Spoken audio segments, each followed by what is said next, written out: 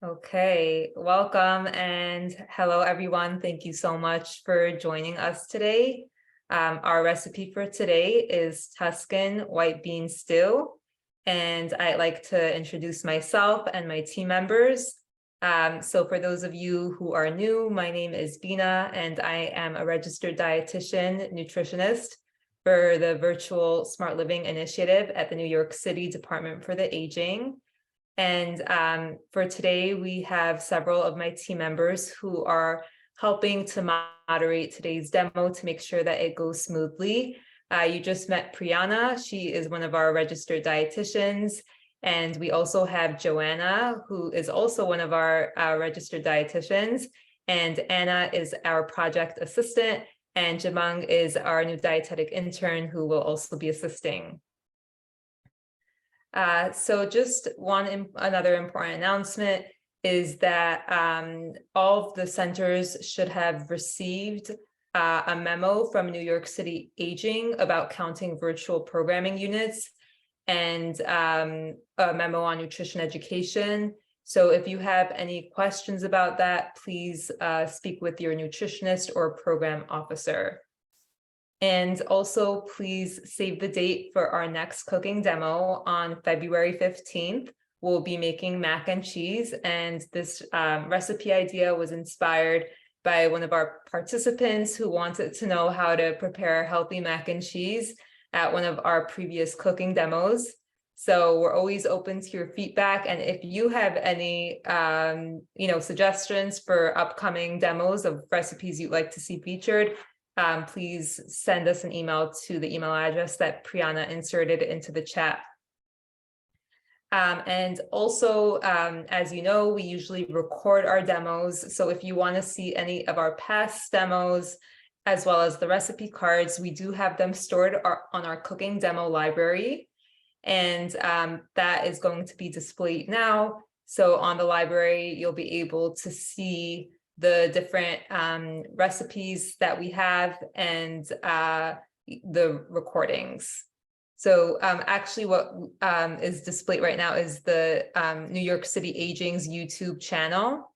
And our recordings are also uploaded there. And now you see the cooking demo library. So on the side, there will be different options to view from different languages. Okay, and there's also a search bar I wanted to highlight as well, so you can search through the website anything that you were looking for, the past demos, and then yes, as Bina mentioned, the link to the cooking demo where you can see all of our previous demos here on YouTube. Okay, great. Thank you, Anna. And the links to our library as well as New York City Aging's YouTube channel will also be inserted into the chat.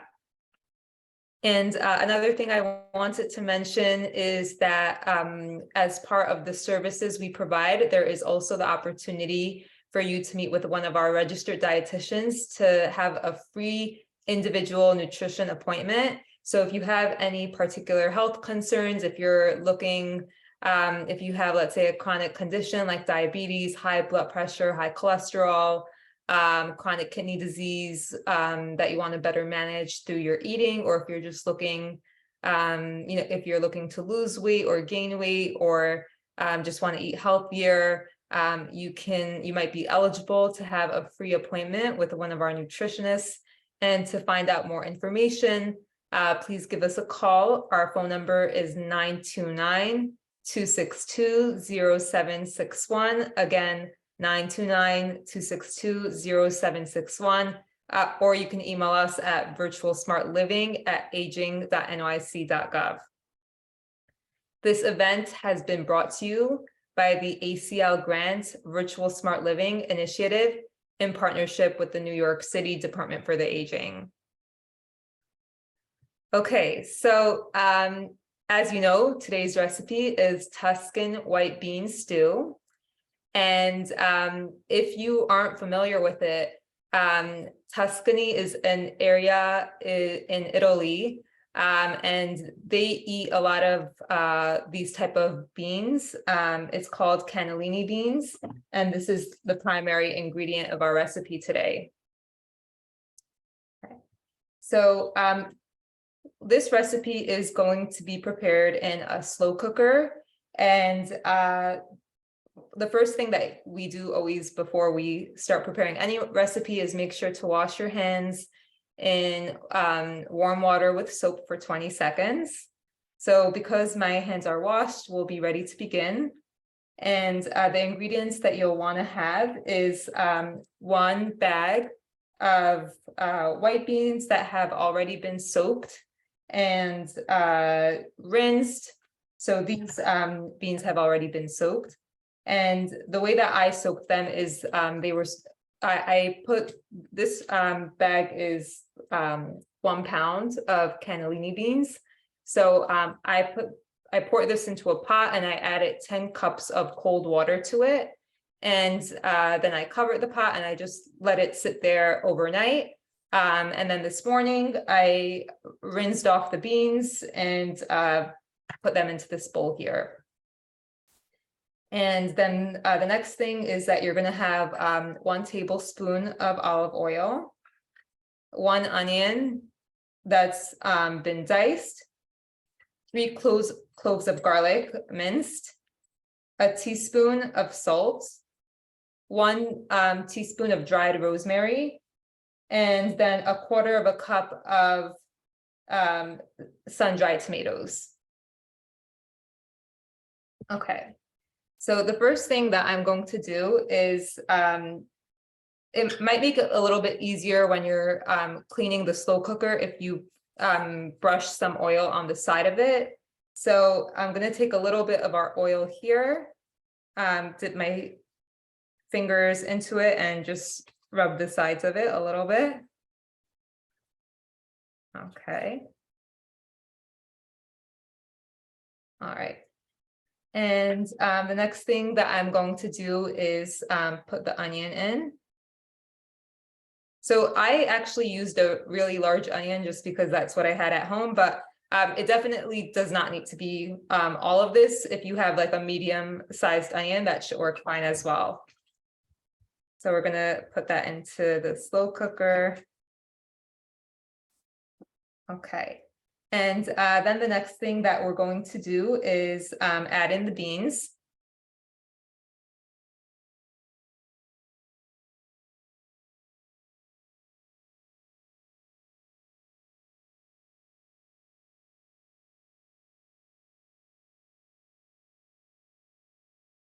Okay. There we go. And then the next thing is that we also need 5 cups of boiled water. So over here I have a measuring cup, and this is some water that's been boiled in advance. So let's pour 5 of these into here. Okay, that's 1, 2, 3, 4, and then 5. Okay, so now you see that the beans are immersed in the water. Okay. And then the next thing is we could pour in the salt. So again, this is 1 teaspoon of salt. And then the order of the rest of the ingredients really doesn't matter, but these are the 3 cloves of minced garlic. We're going to add that in. Okay. And then a teaspoon of the dried rosemary. Okay. The rest of the oil. And the recipe does call for 1 tablespoon of olive oil, but I used a little bit less than that because I noticed that the sun-dried tomatoes that I bought are actually in extra virgin olive oil, and I'll show that to you here. So because I got some oil already in the sun-dried tomatoes, instead of putting a whole tablespoon, I just put 2 teaspoons. And so this is 1/4 cup of the sun-dried tomatoes. And then we're going to add that in. And then you're just going to mix it around a little bit. Okay, great. So now you see everything is mixed up here. So if you haven't ever used a slow cooker before, you might not be so familiar with the different parts of it. This part over here is called the crock or stoneware. So this part is going to go into something that's called the heating base. That's this over here. So I'm going to need this. Usually a slow cooker comes with a few different settings. On mine, I have a low setting, a high setting for cooking, and a keep warm setting if you just want to keep the food warm. So let's plug this in together.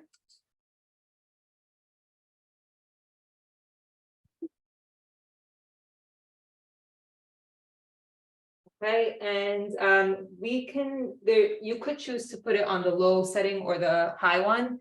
So if you were cooking it overnight, you can try putting it on low.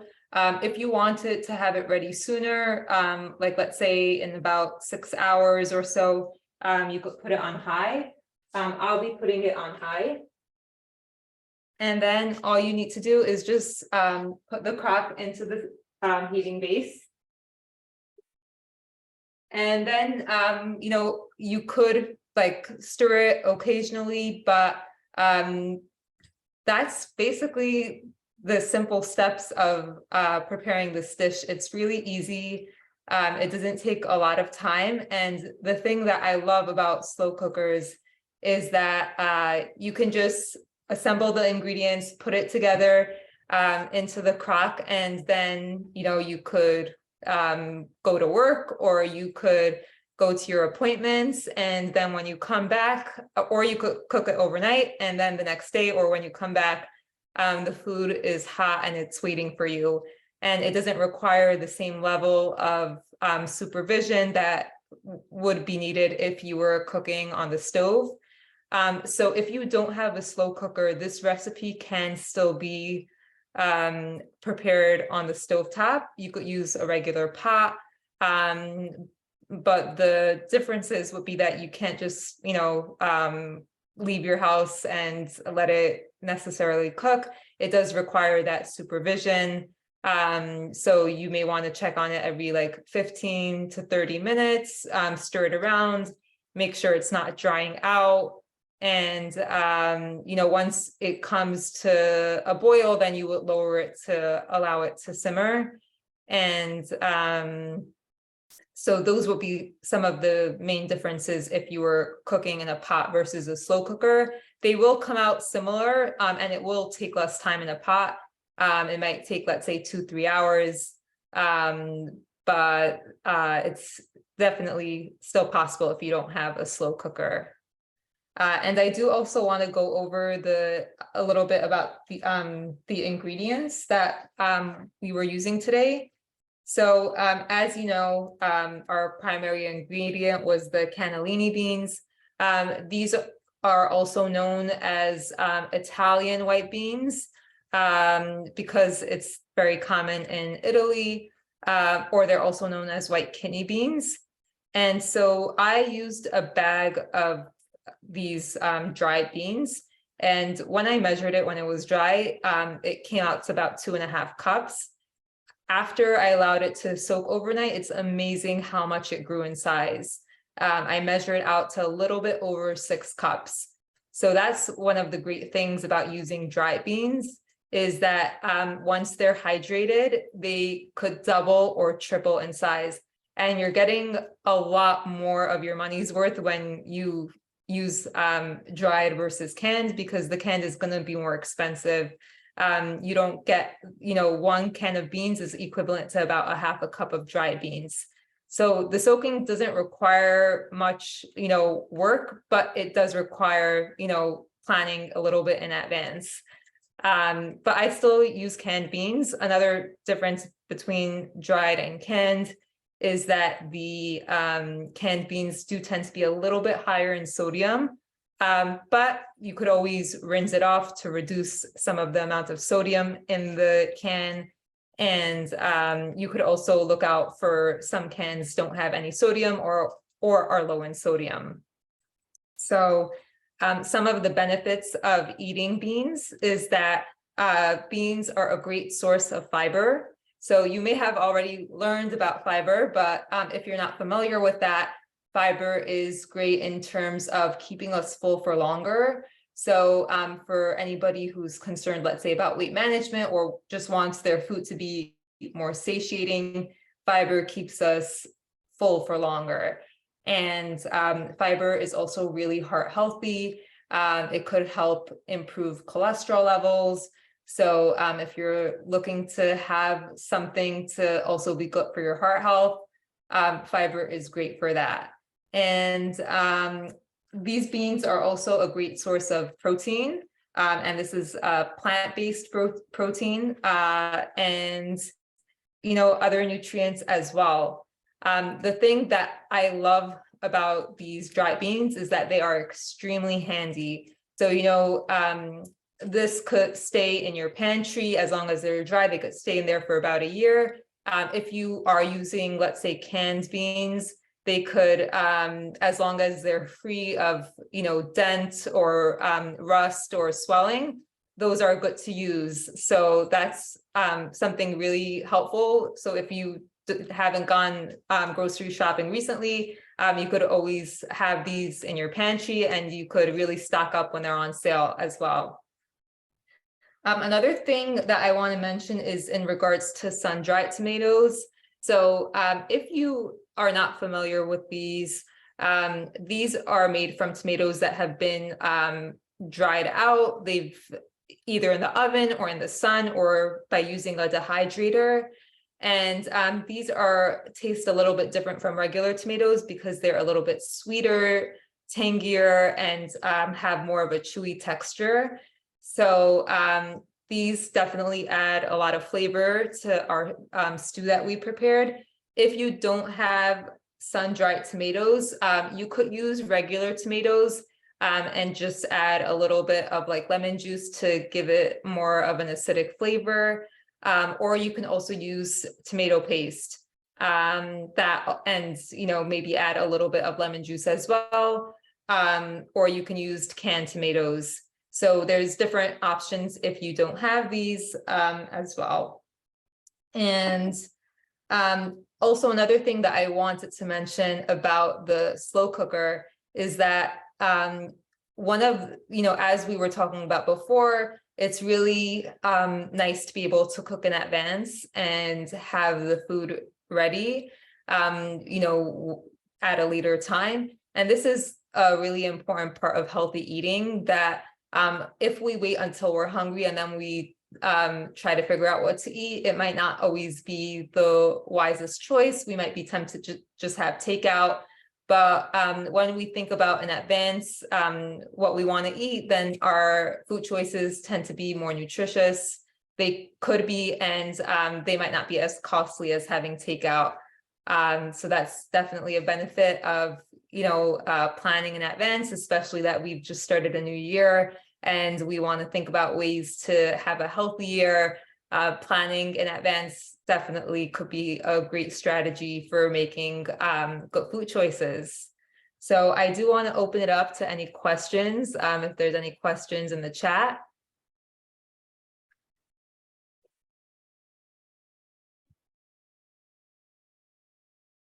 Hi, Bina. So far, haven't received too many questions, but I have a question myself. Sure. So I know that a lot of people have sometimes reactions to eating too much beans at one time, whether they're gassy or they feel uncomfortable. What are some tips that you can offer them about, consuming these beans? Sure. Yeah, that's a great question because I know that the side effects of beans could be a barrier for some people.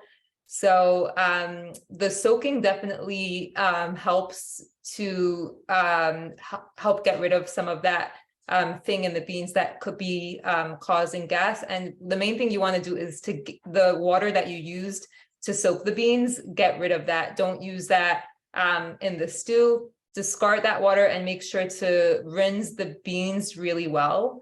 And I've also seen that there's different types of soaking methods.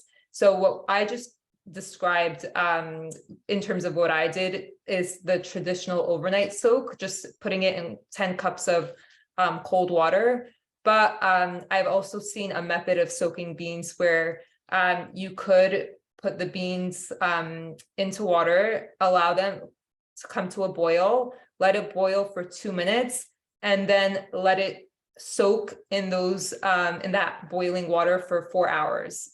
So once it has boiled for 2 minutes, you could turn off the heat and just let it soak in that boiling water for 4 hours, then get rid of that water and rinse the beans well. And that could also help with gas to minimize that as a side effect. And just another important point, if you don't eat a lot of beans or high fiber food, and this is something that you're interested in trying to eat more of, then it's important to start off gradually. So don't eat like a lot of high fiber foods at once, and also just make sure to be drinking plenty of water along with it as well. Great, thank you, Bina. And we have a question in the chat asking that you repeat some of the ingredients that were used in the stew. Sure. So in terms of the ingredients that were used, the first thing that we did was we brushed the sides of the crock pot with some oil. So we used 1 tablespoon of olive oil, and then we put in 1 diced onion, and then we put in the beans. So in terms of the amount, I used 1 bag. This is a 1 pound bag of cannellini beans. And once it was, as I mentioned, it was soaked in advance. And then it ended up turning out into almost 6 cups of beans. So we added that in. And then we also put in a teaspoon of salt, 3 cloves of minced garlic, a teaspoon of rosemary, and we also added in 1/4 cup of chopped sun-dried tomatoes, and then we put in 5 cups of boiling water. So if you didn't catch all of those steps and ingredients, we also do have in the chat the link to our recipe card, so you could click on that link and then download the recipe card, so you'll have a copy of that.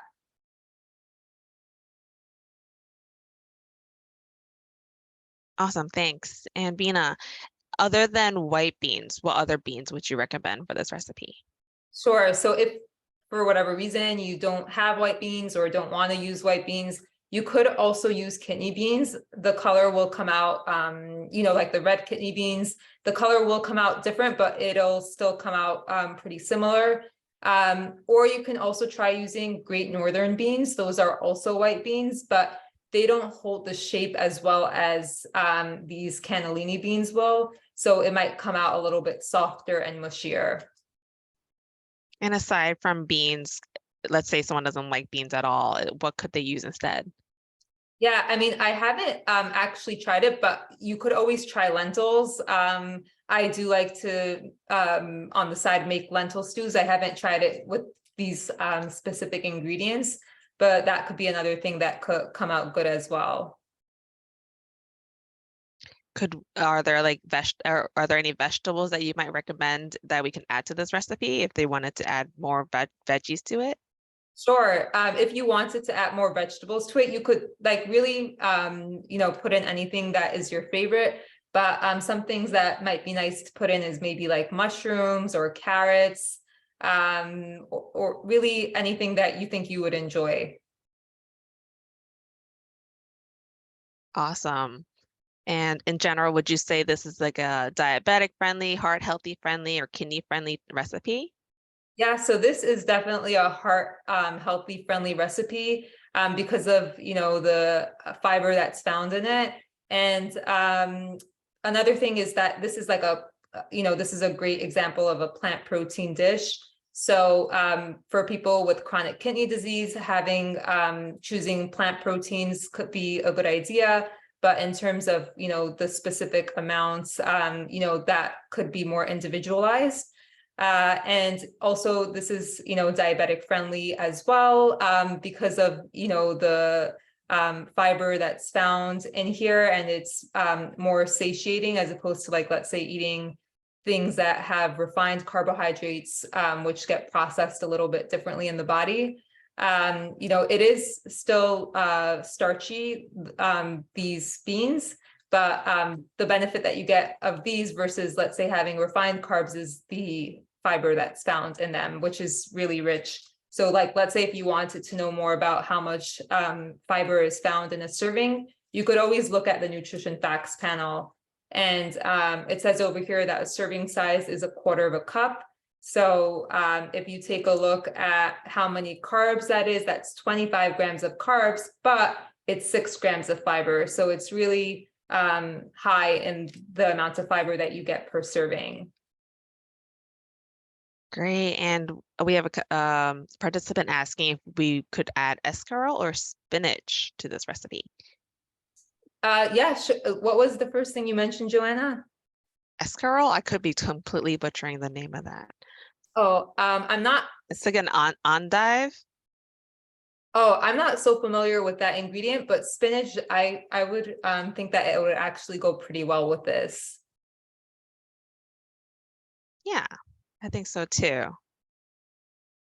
And I do have some questions about the slow cooker. So what was the reason for rubbing oil in the slow cooker? Yeah, so the oil on the sides could make it a little bit easier to clean the slow cooker afterwards. You know, it's not necessary. If you don't do that, it's fine. It just might, you know, sometimes when you use a slow cooker, the sides of the crock get a little bit crusty, and it might be a little bit harder to wash it. So if you add in some oil, that could make it a little bit easier in terms of the cleanup afterwards.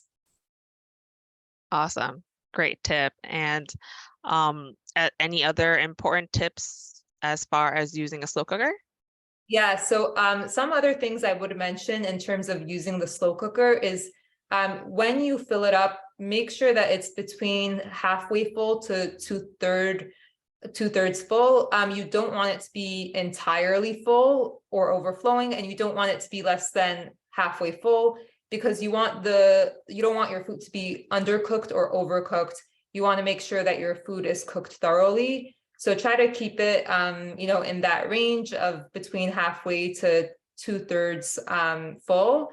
And also, once you put it in, try not to lift the lid when the food is cooking, because every time you lift the lid, the temperature will go down by 10 to 15 degrees, and it's going to prolong the cooking time.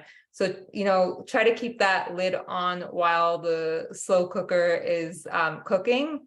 And also, just in terms of food safety, if you are using a slow cooker to make, if you're using raw poultry or raw meat and you're putting that into your dish, if, like, you know, if you're even making something entirely separate, you should never put in something that, like, completely frozen meat or poultry into there.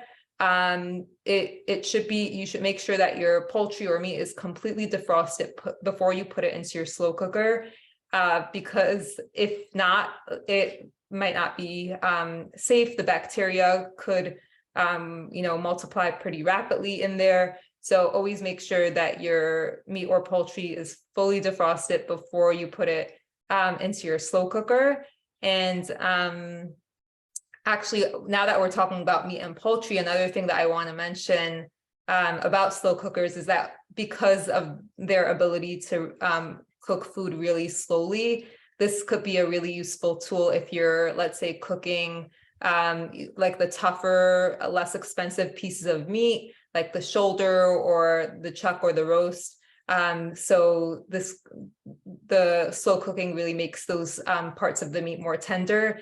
So this is, like, you know, there are so many benefits of using slow cookers. This is one of them. And another thing that's coming to mind is that they use less electricity compared to an oven.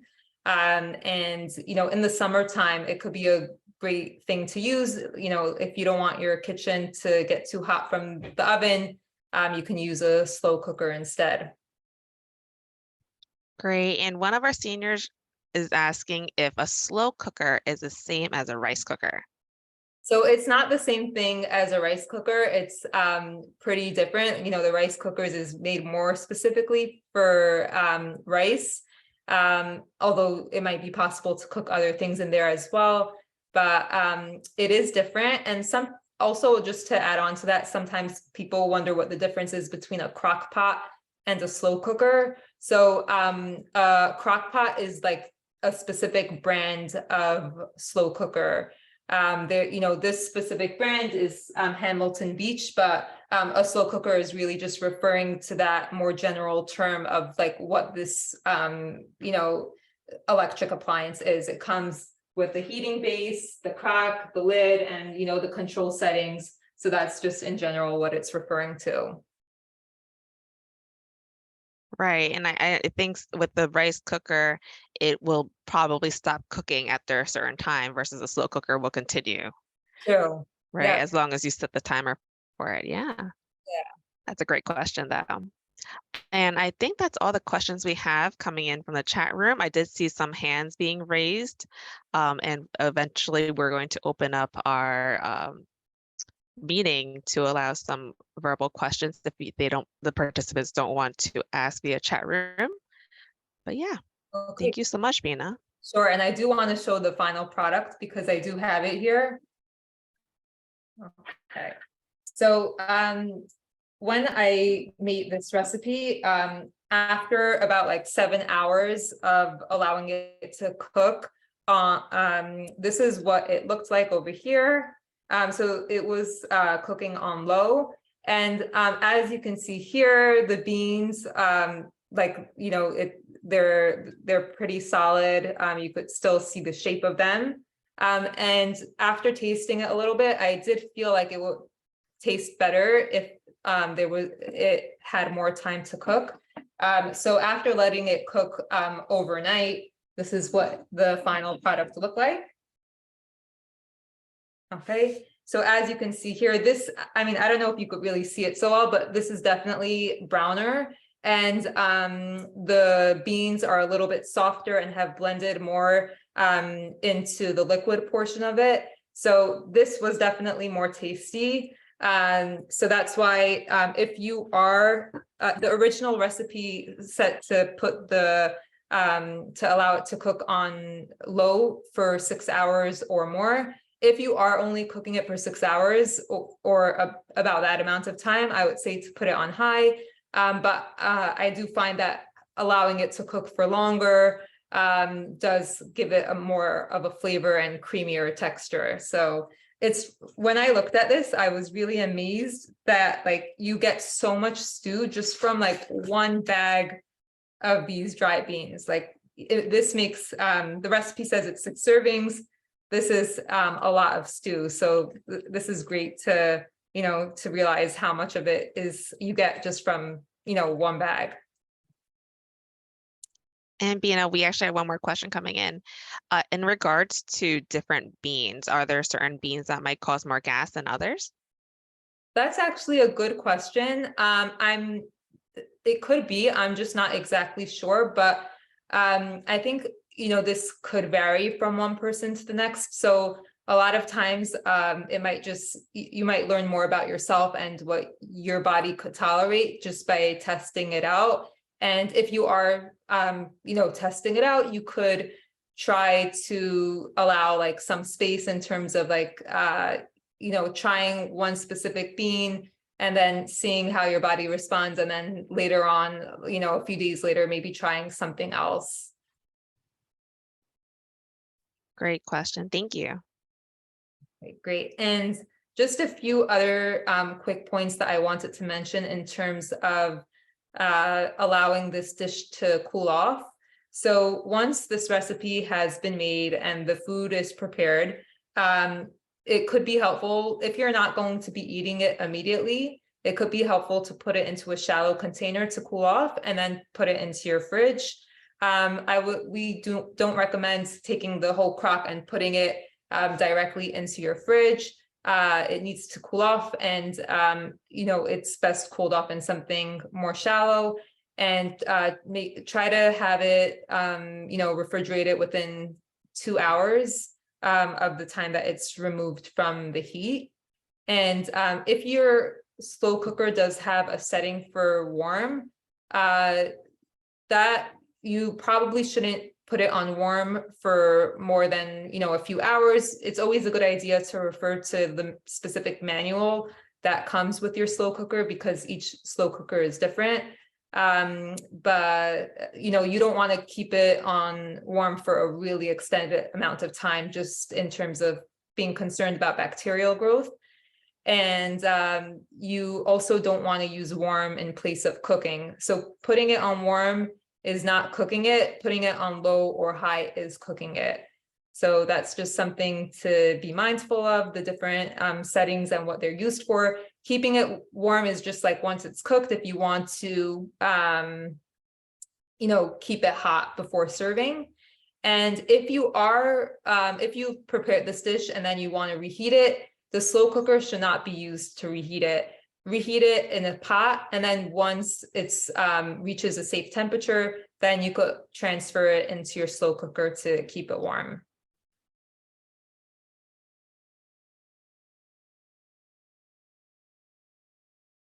Okay, great. Are there any other questions, Joanna? No, I think that's it. Okay, great. So we're going to just wrap up with a few more announcements before we end the recording.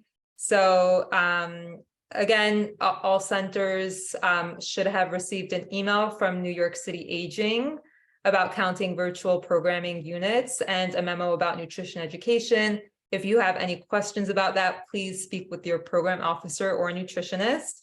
Our next cooking demo will be on Wednesday, February 15th at 11 a.m. Same Zoom link, passcode, and ID. So we hope that you'll be making it there, and the language will also be in English.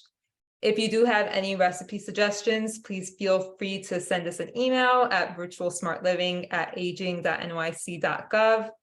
And if you are interested in meeting with one of our registered dietitian nutritionists for a free individualized nutrition appointment, please call us at 929-262-0761 or send us an email. And thank you so much again to Joanna, Priyana, Anna, and Jamang, my team members who helped to moderate today's demo. And this event has been brought to you by the ACL Grant Virtual Smart Living Initiative in partnership with the New York City Department for the Aging.